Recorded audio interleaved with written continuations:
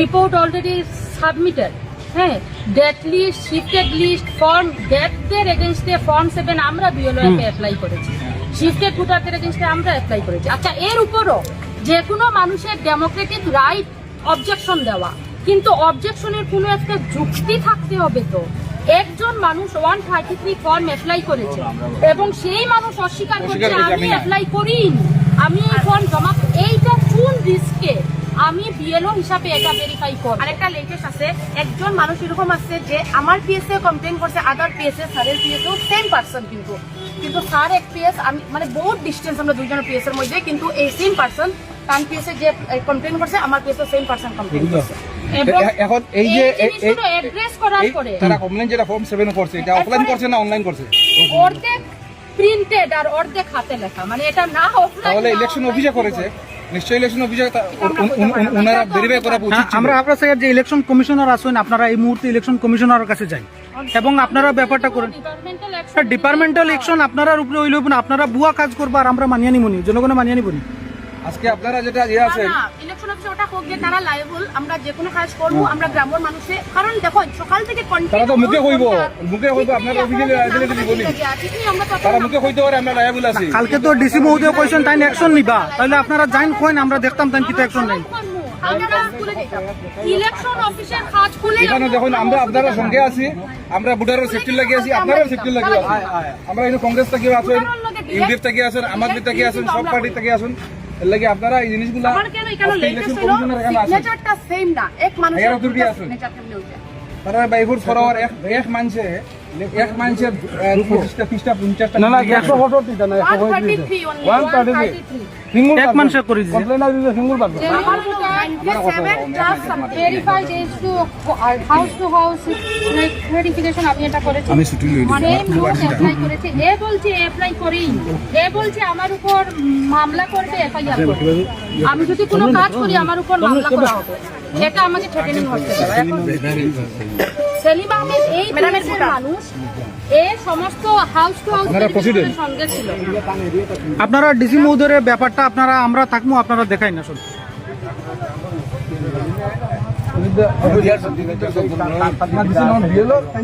Form আমার কাছে আছে। সেলিম আহমেদের নাম কাটার জন্য অ্যাপ্লাই করেছে এবং এই সিগনেচার সেলিম আহমেদ বলছে সেলিম আহমেদের নয়, অ্যাপ্লিকেন্ট খুদ না করছে তার সই এটা নয়। এখন যদি আমি এটা কোনোভাবে ভেরিফাই করি আর এই অ্যাপ্লিকেন্ট যদি মামলা করে, সবার আগে চাকরি যাবে আমার সেফটিটা তো আমাকে দেখতে হবে। এখন আমি তখন আমার 60টা ফর্ম এরকম আমি উপরে জেনিউন যেগুলো আছে আমি সবগুলোর উপরে রিমার্ক লিখে আমার সিগনেচার দিয়ে ডেট দিয়েছি এবং যখনই আমাকে অ্যাপ্লিকেন্ট কনফার্ম করে দিয়েছি, এই গ্রামের কনফার্ম করে দিয়েছে, তখন আমি ইলেকশনের যারা ছিলেন ওখানে এক দুজন স্টাফ, এদেরকে আমি বলি যে আমি প্রায় 60টা ফর্ম এরকম রিমার্কস লেখা শেষ, রিমেইনিং ফর্ম আমি করতে পারবো না, কারণ আমি কোনো ভুয়া ফর্ম ভেরিফাই করতে পারবো। ইলেকশন অফিস প্রমাণ করুক অ্যাপ্লিক্যান্ট এটা সত্যি, আমি রাত্রে একটা হলেও সমস্ত ফর্ম করে দিয়ে যাব। আমি বিএলও, আমার উপর যত ডিউটি আসবে সমস্ত ডিউটি রাত দিন হলেও আমি করবো। এর আগে এসআরের সময়ও আমি রাত্রে 8টা অবধি আমার গ্রামে মানুষের বাড়ি বাড়ি গিয়ে করে এনেছি এবং এই জেলাতে বোধ হয় আমাদের বিএলএ তে যখনই কোনো কাজ যখনই যা আসছে সবার আগে আমি কমপ্লিট করি ইলেকশন অফিসে। আমার এই কাজ করতে কোনো অসুবিধা নেই, কিন্তু এমপ্লয়ি হিসাবে আমার সেফটির ব্যাপার তো আছে। এই গ্রামের স্কুলে আমি যাব, মানুষ যদি আমাকে ধরে বেঁধে রাখে, মানুষ যদি আমাকে মারে, আমার উপর যদি মামলা করা হয়, আমি তখন কি করি? তখন ইলেকশন অফিসে ফোন করলাম, আমি মানে ওদের স্টাফদের বললাম যে এই ফর্ম রিমেইনিং ফর্ম আমার পক্ষে ভুয়া ফর্ম ভেরিফাই করা অসম্ভব আমার পক্ষে। তখন এরা বলে না এটা তো করতেই হবে। তখন এরা বললো না আচ্ছা আমরা তাহলে ইলেকশন অফিসে আমরা দৃঢ়ব্রতের সঙ্গে আপনি একটু ফোনে কথা বলুন। হ্যাঁ, তখন আমি বললাম আচ্ছা আপনি স্পিকারে ফোন দিন, আমি কথা বলছি। উনি ইলেকশন অফিসের এমপ্লয়ি, উনি এই বিষয়গুলো অনলাইন বিষয়গুলো উনি দেখেন সম্ভবত, উনিই দেখেন। হ্যাঁ, উনি এগুলোর দায়িত্বে আমাদের যেগুলো গুগল মিট টিট যেগুলো হয় সব উনি করান। তো তখন বীরব্রত আমাকে ফোনে বলেন আপনাকে এটা করতেই হবে, আমি তো সকালে বলে এসেছি আপনাকে যে অ্যাপ্লিকেন্ট যেই হোক, অ্যাপ্লিকেন্ট ভুয়া হোক যেই হোক, আপনি উপরে ভেরিফাই করে রেখে দিন না, এগুলো জেনিউন করে। শুধু অবজেক্টিভ দেখতে হবে, অ্যাপ্লিকেন্ট না। আপনাকে শুধু অবজেক্টিভ দেখতে হবে, অ্যাপ্লিকেন্ট নয়। আমার কাছে এটা এভিডেন্সও আছে।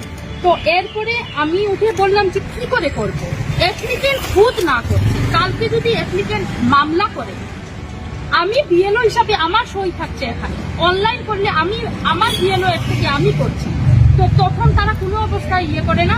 তো তখন আমি বলেছি যে আমার পক্ষে অসম্ভব, আমি একটা ভুয়া ফর্ম আমি ভেরিফাই করবো না, আপনারা আগে প্রমাণ করুন এটা সেলিম আহমেদই অ্যাপ্লাই করেছে, রাত্রে 1টা হলেও আমি সারা রাত্রে অফিসে বসে এগুলো করে দিয়ে যাব।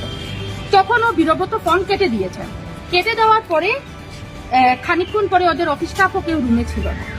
এরপর খানিকক্ষণ পরে অফিস স্টাফ এসে বলেন আপনারা এগুলো যা হয়েছে আমাদেরকে জমা দিয়ে এগুলো করতে হবে না, আর রিমেইনিং গুলো করতে হবে না, আমাদেরকে জমা দিয়ে দিন। হ্যাঁ, তখন আমরা উঠে বললাম না, আপনাদের হাতে তো আমরা জমা দেব না, আপনাদের হাতে জমা দিলে এভিডেন্স কই আমাদের, আমরা যে জমা দিয়েছি আমাদের উপর আপনারা অ্যাকশন এনে নেবেন। তো এই জন্য আমরা এটা ইলেকশন অফিসে গিয়ে আমরা জমা দেব, ইলেকশন অফিসের অথরিটির কাছে আমাদের বিষয়গুলো বলে। এবং 2 নম্বর আরেকটা বিষয় হলো আমরা মহিলা এমপ্লয়ি, মহিলাদের শারীরিক হাজার রকমের সমস্যা থাকে। সকাল থেকে আমাদের জেলা গ্রন্থাগারের একটা রুমে কোনো টেবিল নেই, চেয়ারের মধ্যে কুকুরে বসে এতগুলো ফর্মের সঙ্গে মিলানোর জন্য ফাইল সঙ্গে statement, date list, shifted list সব চেয়ারের উপরে রেখে বসে উবু হয়ে আমরা সকাল থেকে 11টার সময় আমরা উঠেছি, 11টার সময় আমরা এসেছি জেলা গ্রন্থাগারে। আর এখন হলো গিয়ে আপনারা এখন এত সময় ধরে একটা ফোঁটা জল না, একটা ফোঁটা চা না, আমরা যে এই কাগজগুলো রেখে বেরিয়ে গিয়ে একটা চা খাবো সেই সুযোগও আমরা নেই। তো এটাই অনুরোধ ইলেকশন কমিশনের কাছে যে তাদের যে এমপ্লয়িরা আছে, যে ফিল্ড লেভেল ওয়ার্কার বিএলওরা আছে, এরা এদের স্কুল ডিউটি ছেড়ে অনেক সমস্যা করে এইগুলো কাজ করছে, অন্তত এদের একটা হেলদি ওয়ার্ক এনভায়রনমেন্ট হোক দেওয়া। যে আজকে যদি একটা চেয়ার টেবিল থাকতো আমাদের হয়তো শারীরিকভাবে এই অসুবিধাগুলো হতো না। আজকে যদি এইরকম ভুয়া অ্যাপ্লিকেশন ফর্ম অ্যাপ্লিকেন্ট না করছে তাহলে তো ভুয়াই এটা। এগুলো যদি আমাদের কাছে না আসে, আমরা যদি ভেরিফাই না করি, আমাদের লাইফ রিস্কও আসে না। একটা ডিপার্টমেন্টের এমপ্লয়ীদের সুরক্ষা ডিপার্টমেন্ট দেখবে, এমপ্লয়ীদের ফিজিক্যাল হ্যারাসমেন্ট হোক আর তার যে কোনো রকমের সেফটি সেই ডিপার্টমেন্ট দেখবে। এখন আমরা যে ডিপার্টমেন্টের হয়ে কাজ করছি সেই রাত দিন এক করে আমরা গ্রামে, আমাদের সকলেরই শহরে ঘর, অথচ আমাদের স্কুল গ্রামে, সেই গ্রামের স্কুলে আমাদের স্কুলের বিএলও আমরা এলাকা। তো আজকে যখন বিএলওরা এত রাত দিন এক করে সমস্ত কাজ করছে, সমস্ত ফিল্ড ওয়ার্ক করছে, এদের তো একটু তো মানুষের সমান মানে সম্মানের প্রয়োজন নেই, একটু সুবিধাটুকু দেওয়া তো উচিত। বিষয় হলো মানে আপনাদেরকে ইনভাইটেশন দেওয়া হয় ট্রেনিং এর জন্য। হ্যাঁ, আমাদের কাছে আমাদের দেওয়া হয় ট্রেনিং এর জন্য, কিন্তু এখানে আনার পর কি করা হয় সেই বিষয়টা আমাদের এখানে আনার পরে আমাদের ট্রেনিং হয় ফর্ম এর জন্য ট্রেনিং হয় না, আমাদেরকে ফর্ম হয় দেওয়া। ম্যাডাম একটা প্রশ্ন হইল গিয়া যে আপনারা যে ফর্মগুলা যে আপনার অবজেকশন আইছে এগুলো সব কিটা মাইনরিটি মানুষ নেই না অন্য মানুষও আছে? এখন দেখুন মাইনরিটি মানে রিলিজিয়াস মাইনরিটি নেই ইত্যাদি বিষয়ে আমি যাবই না। এখন এখানে এপিক নাম্বার আছে, ভোটারদের নাম আছে, একজন আমাদের নিয়ম কি হলো, আমাদের আইন কি বলে, ইলেকশন কমিশন কি বলে যে একজনও জেনিউন ভোটারের নাম বাদ যাবে না, আর একজনও যে জেনিউন নয় তার নাম ইনক্লুড হবে না। এখন আমাদেরকে যে ফর্ম দেওয়া হয়, কোইন্সিডেন্টলি প্রত্যেকজন মানুষ জেনিউন ভোটার, সে ছেলে হতে পারে, মেয়ে হতে পারে, মুসলিম হতে পারে, থার্ড জেন্ডার হতে পারে, যে কেউ হতে পারে, কিন্তু সমস্ত মানুষ জেনিউন ভোটার এই অর্থে যে হাউস টু হাউস ভেরিফিকেশনে যাওয়ার পর যে স্টেটমেন্ট আমাদের দেওয়া হয়েছিল তাদের হোল্ডিং নাম্বার আর নামের এগেইনস্টে তাদের সিগনেচার আছে মানে এই মানুষ এই গ্রামে এই ঘরে এই হোল্ডিং নাম্বারে আছে। তো এইগুলো আমাদেরকে জেনুইন ভোটারদের কিছু দিয়ে বলা হয়। প্রথমে বলা হয়েছিল গতকালকে অবধি এগুলো সব ফর্ম 7 অ্যাপ্লাই করে দিতে, যে কোনো কিছু ফর্ম 7 অ্যাপ্লাই হলেই এগুলোর যে নাম কেটে যাবে এরকম কোনো ব্যাপার নয়, এগুলোর হিয়ারিং হবে, আপনারা ফর্ম 7 অ্যাপ্লাই করে দিন। আপনাদের হাতে যেগুলো ফর্ম রয়েছে এক সম্প্রদায়ের মানুষের না অন্যান্য সম্প্রদায়ের মানুষের রয়েছে? এখানে এখন দেখা যাচ্ছে তো সেলিম আহমেদ অবজেকশন দিয়েছে যে এই কমপ্লেনটা করেছে, আর যার নামে কমপ্লেন দিয়েছে এরকম লিপি চৌধুরী, আহমেদ হাসান, আব্দুল কাইয়ুম, হ্যাঁ, এবং ওর নামেও দিয়েছে, সব নামই এরকম। এবং যে কমপ্লেন সেও সেলিম আহমেদ। ম্যাডাম যে ফর্ম যেটা দিয়ে ফর্মের কাজটা, এই ফর্মের কাজ হলো অফলাইনের ফর্ম 7, মানে ফর্ম 7 এ অ্যাপ্লাই মানে আমি অবজেকশন করলাম এই মানুষ এই এলাকাতে থাকে না।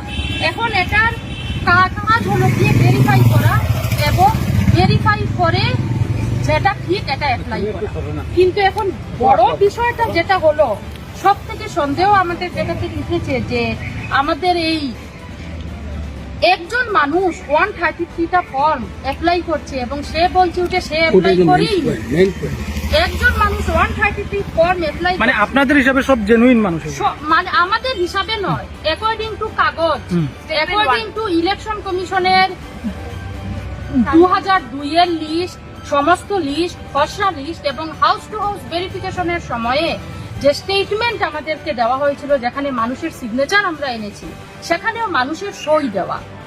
যারা মৃত ওদের আন্ডারে, সাপোজ ধরুন আমার বাবা মৃত, এখন আমার ঘরে বিয়লে আসার পর আমার বাবার নাম কাটানোর পর মৃত এখানে লেখা হয়েছে এবং এটা মৃত আইডেন্টিফাই করে আমি এখানে সিগনেচার দিয়েছি।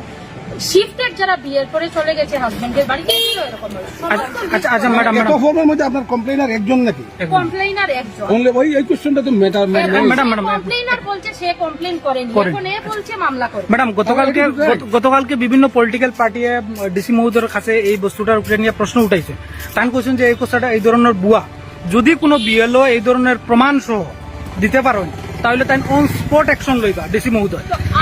আজকে আমরা এক মিনিট আমার ভোটারের দায়িত্ব আমার, কারণ আমি এদের বাড়ি বাড়ি গিয়ে হাউস টু হাউস ভেরিফিকেশন করতে এসেছি। আমার ভোটারের যতটা ফর্ম এখানে আছে প্রত্যেকটা ভোটার হলো গিয়ে জেনুইন ভোটার, এবং যে অ্যাপ্লিকেন্ট সেলিম আহমেদ, আপনারা এখন সেলিম আহমেদকে ফোন করুন, ও অ্যাপ্লাই করেনি, ও বলছে আমাকে হুমকি দিচ্ছে, আমাকে আমার উপরও ম্যাডামের নাই, স্যারেরও সেম ইস্যু, এফআইআর দেবে, মামলা করবে আমার উপরে। হ্যাঁ, তখন আমি একজন এমপ্লয়ি হিসাবে কি করবো আমি? ম্যাডাম, আরেকটা কথা হইল এখানে বর্তমান ইলেকশন কমিশনার এখানে আসুন ডিসি অফিসে, তাহলে আমরা চাইমু যে আপনারা যদি হয় তাহলে আপনারা ইলেকশন কমিশনার আসুন আর ডেপুটি কমিশনার আসুন, আপনারা এখানে গিয়ে এভিডেন্স সহ দিয়া দিন, এখন দিয়া দেন। এখন বর্তমান ইলেকশন কমিশনার আছেন, কেন শুনবে না? না না, ডিপার্টমেন্টাল ইলেকশনের ব্যাপার তো নাই। আপনি আপনার আমরা যখন বিএলও হিসাবে যখন আমাদের এই প্রবলেম, আমাদের সেফটির উপর প্রবলেম, যখন আমাদের কাছে দেওয়ালে পিঠ ঠেকানো, আমাদের কোনো অপশন নেই, আমাদের কাছে বলতেই হচ্ছে, এটা বলতেই হচ্ছে, এদের সঙ্গে ঝগড়া করতেই হচ্ছে। তো এই অবস্থায় যখন এসেছি, তখন কালকে আমাদের উপর ডিপার্টমেন্টাল অ্যাকশন আনা হবে, শিওর আমরা। তাহলে আপনারা ইলেকশন কমিশনার আছেন, যান, এখন আমরা সহযোগ করবো, আপনারা যান। একটা জিনিস হচ্ছে ফর্ম 7, যেটা ফর্ম 7 কেউ অবজেকশন করার পর বিএলও রেসপেক্টিভ ভোটারের এগেইনস্টে ভেরিফিকেশন করবে অন দ্য স্পট। কিন্তু এখানে কেন বলা হচ্ছে যে এখানে আপনারা নাম কেটে দেন? অফিসে এসে নাম কেটে দেব, এটা তো হওয়ার কথা। কালকে আমাদের ডিসি বলছেন যে বলা হয়নি, ডিসি বলছেন যে যাকে ফর্ম দেওয়া হবে ওর নামে নোটিশ ইস্যু হবে, ভেরিফিকেশন করবে বিএলও বা রেসপেক্টিভ পলিটিক্যাল পার্টির বিএলও সেও করবে। কিন্তু এখানে কেন করা হচ্ছে না এটা? সেকেন্ড, আরেকটা কথা হচ্ছে মহিলাদের সুরক্ষার জন্য, মহিলাদের চাকরি সুরক্ষার জন্য সরকারের নির্ধারিত বা গভর্নমেন্টের আইন আছে যে এদের সুরক্ষিত করে, এদের এই এনভায়রনমেন্টটা ঠিক করে তাদের চাকরি করতে হবে। এই ধরনের কোনো এনভায়রনমেন্ট কেন নাই? সেগুলো আপনারা ইলেকশন কমিশনার এখানে আছেন, কেন ভায়োলেশন করছেন ইনি? সেই আইনটা কেন, মহিলাদের সুরক্ষার আইন, মহিলাদের সেফটি, এখানে সব ধরনের ব্যবস্থা থাকতে হবে মহিলাদের চাকরির ক্ষেত্রে, এখানে কেন হচ্ছে না? এগুলি আপনারা তুলতে পারেন। যেহেতু ডিসি বা ইলেকশন অফিসার হাইয়ার অফিসার এখানে আছেন, ইলেকশন কমিশনার, আমরা চাইবো যে আপনারা ওনাদের কাছেও সেই জিনিসটা জানান, কারণ উনি এখানে এসে যদি এই ধরনের কমপ্লেন না জানেন তাহলে তো বলবেন সবকিছু ঠিক আছে।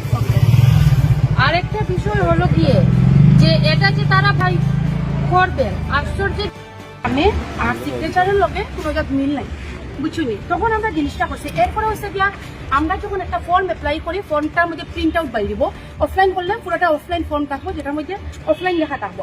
কিন্তু এই ফর্মটা একমাত্র ফর্ম যেটার মধ্যে অর্ধেক প্রিন্ট অর্ধেক হাতের লেখা। তখন এই ফর্মটা থেকে প্রথম একটা ডাউট হচ্ছে যে ফর্মটা কতটুকু থাকা, বুঝতে পারলাম না ফর্মটা। তো ঠিক আছে, আমরা কিতা করবো, আমরা কাজ করা স্টার্ট করছি, কিন্তু মনের মধ্যে কিন্তু একটা ইয়া করলাম, মনের মধ্যে যেমন নিজে স্যাটিসফাইড না যে কাজটা ফেলে করতাম। এরপরে